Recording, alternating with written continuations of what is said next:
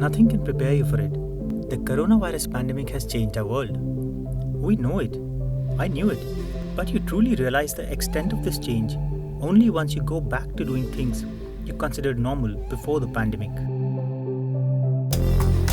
In June, my wife, son and I traveled from Delhi to Hong Kong, where we have been living since last year. We had been confined to our house in a Delhi suburb for nearly 4 months because of a nationwide lockdown. Air travel was just the beginning of our ordeal. In Hong Kong, we were to spend 14 days locked inside a government quarantine center. 14 days if we hadn't got the virus on our way to Hong Kong. We might have been tested positive for COVID. I did ask them what was this about, but they didn't say anything.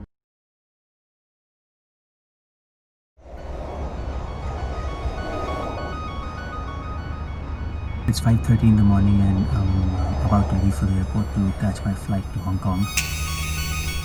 Now last week I came across this option of traveling via Kuala Lumpur, and I could do an overnight stay at the airport hotel and catch my connecting flight to Hong Kong the next day.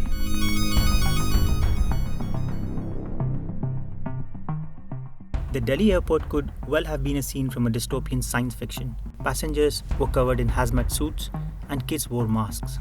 It felt like the virus was hanging in the air. No precaution seemed enough. The new reality started to sink in really deep.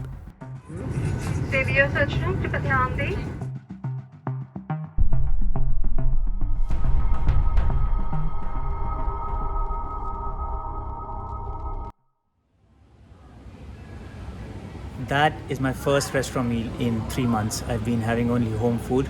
All the restaurants in India were shut. We have just landed in Kuala Lumpur. The flight was totally packed. People had luggage on their laps all through the flight.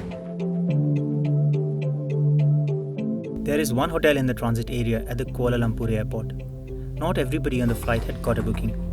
Luckily, I had secured a booking from my family.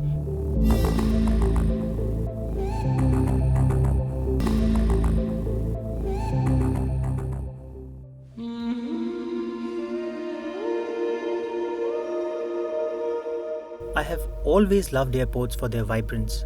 The pandemic has sucked the life out of airports.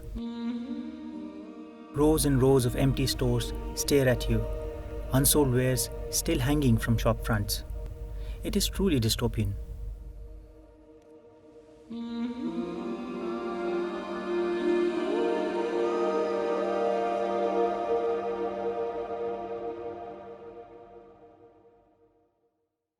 It's been 3.5, almost 4 hours now since we landed.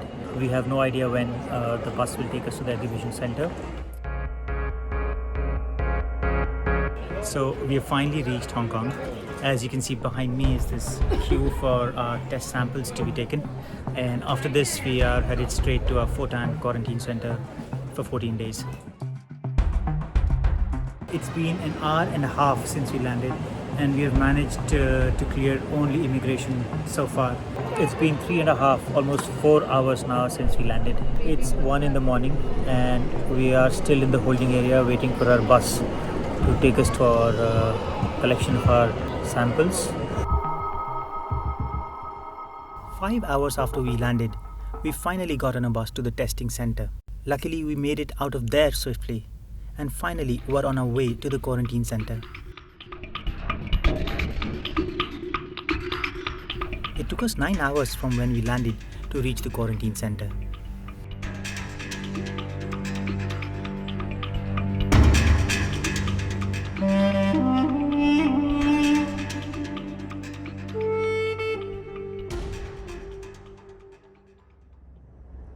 It's been about 12 hours since we came to the quarantine center.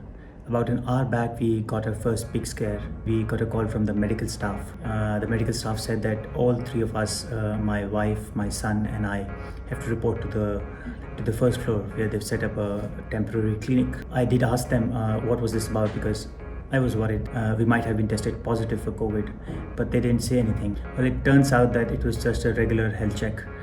We just had to meet our doctor. Thankfully, that went well. So this is our accommodation at the quarantine center. To my left is the kitchen. Right in front of me is the bathroom. It's really a shell of an apartment. There is not much finishing inside. The floor is still just cemented, so it's unfinished. This one to the right is a small room which can take a single bed. This is the main room where we are actually given these two beds separate. We've joined these two beds. That's my son sleeping there. And I presume that this space where I am right now walking is meant to be the living room. And this space here is meant to be the dining room when these apartments are finished and eventually sold. That is our kitchen space. Just not much, as you can see. They did provide one kettle, and that's the only thing that they've provided. There is no hot plate. Meals are delivered thrice a day. The staff drops off food packets in a bucket hung outside the door. Our food preference is taken at the time of admission. We chose Indian meals. All the meals come from restaurants.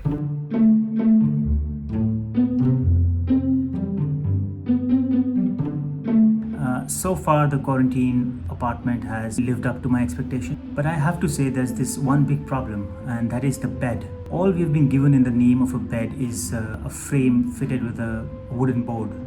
And that would have been fine if the mattress had been reasonable enough. But the mattress is so thin, it hurts. Now, I'm not being a snob. This mattress is really thin. I already have a lower back problem, and I just hope that it doesn't get worse.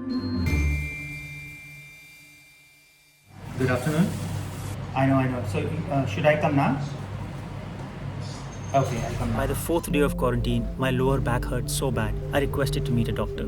I suspected it was because of the hard bed. I was called to the first floor, to the makeshift clinic. Is it okay if I just film it? How much?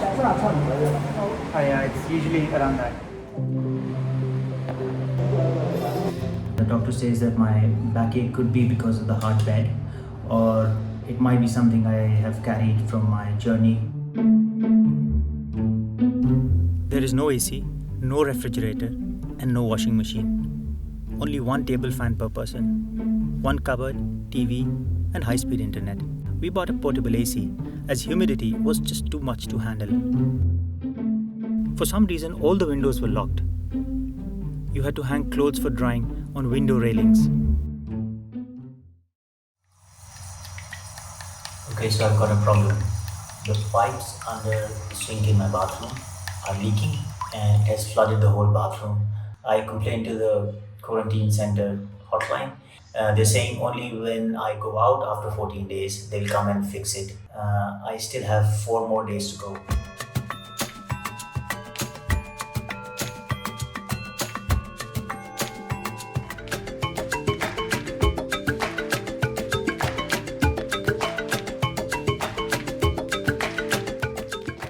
The most important paper has finally been delivered to us. What I have in my hand is certificate that states that we are COVID-free.